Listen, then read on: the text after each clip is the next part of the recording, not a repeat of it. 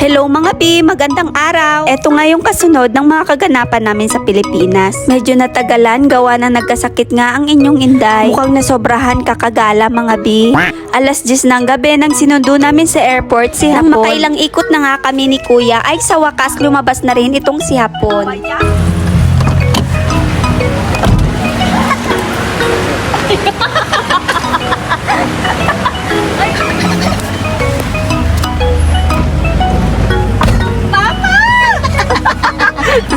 Papa! Ohayo. Ohayo. Good morning. Papa! Sashiburi! Ay sos, grabing pagkakilig ni Inday. Kala mo naman 10 taon hindi nagkita. At yun na nga mga Bi, kinabukasan si Hapon na yung nag-drive dahil wala nga si Kuya gawa ng may trabaho. At ang sabi ko nga mga Bi, dahan-dahan lang siya sa pagdadrive. Huwag niya nakakugayahin yung ibang Pilipino na kapag nagdadrive, kala mo nagpapatentero. Tapos akala mo parang natatai pa ang hihilig magsisingit. Tapos pag di mo pinasingit ay sila pa yung galit. Ay wag gano'n, nakakamatay yun. At eto na nga mga Bi, pumunta nga kami dito sa Star City para ipasyal itong mga bata. Sarado pa nga ang Star City ng mga oras na yan mga Bi, kaya pumunta muna kami ng food court para magpalipas ng oras. At buti na lang kahit sarado pang Star City, ibukas naman yung food court nila. At nang magbukas na nga yung Star City mga Bi, pumasok na nga kami para bumili ng ticket. At sabi nga ni Hapon mga Bi, kami na lang daw ng mga bata ang pumasok. Hindi na nga daw siya sasama sa amin gawa ng nilalamig na naman ang Hapon niyo. Lamigin kasi talaga si Hapon mga Bi. Alam nyo ba, ayaw na ayaw niya yung winter ng Japan. Kung pwede nga lang daw kada winter ng Japan, uwi nga daw siya ng Pilipinas. Kaya lang hindi pa pwede kasi iniisip niya rin yung trabaho niya dito sa Japan. At dito nga daw sa Pilipinas mga Bi, sobrang lamig daw, ang lakas daw magpa-aircon. Kaya lagi siyang may dalang jacket. Kaya lang ngayon nakalimutan niya ngayon jacket niya, kaya hindi na muna siya pumasok. Natatakot ata malamigan yung bunbunan ng Hapon yung mga Bi.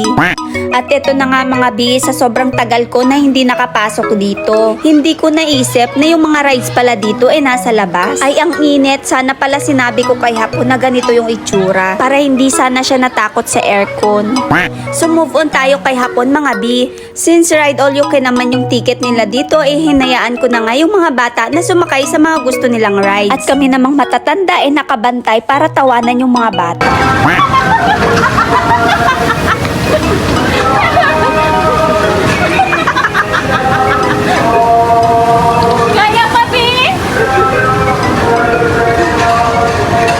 Sobrang sarap ulit maging bata, no? Kaway-kaway sa mga pinanganak ng 80s to 90s dyan. Aminin nyo, mas masaya yung kabataan natin. Pero syempre, thank you Lord kasi inabutan pa rin namin yung ganitong klaseng pamumuhay ngayon. Kaya kayong mga kabataan ngayon, kung nanonood man kayo sa mini vlogs ko, ang payo ko lang sa inyo, i-enjoy nyo lang yung buhay na meron kayo ngayon. Huwag nyong minamadali lahat dahil sa totoo lang, napakasarap maging bata. Hello mga Bi!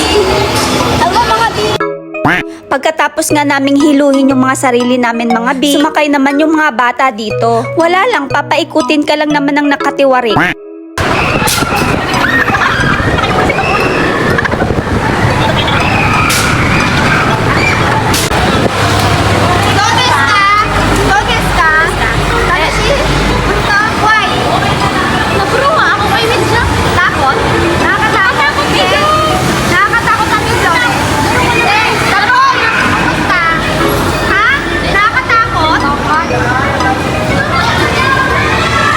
At ayun, tinanong ko nga sila isa-isa kung nakakatakot ba. Abay, hindi daw. So ayun na nga mga Bi, pagtapos nga naming libutin lahat, nag-request yung batang Haponesa na gustong sumakay sa pinaka nakakatakot nga daw na ride. Ayoko nga sanang payagan, kaya lang ayun, mga sumakay na.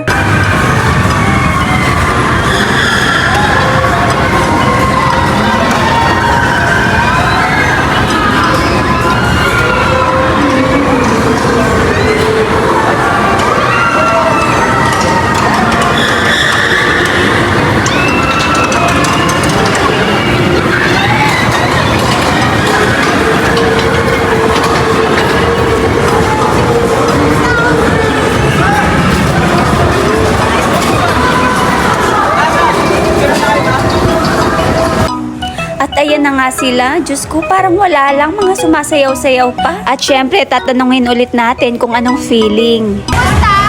Makatakot?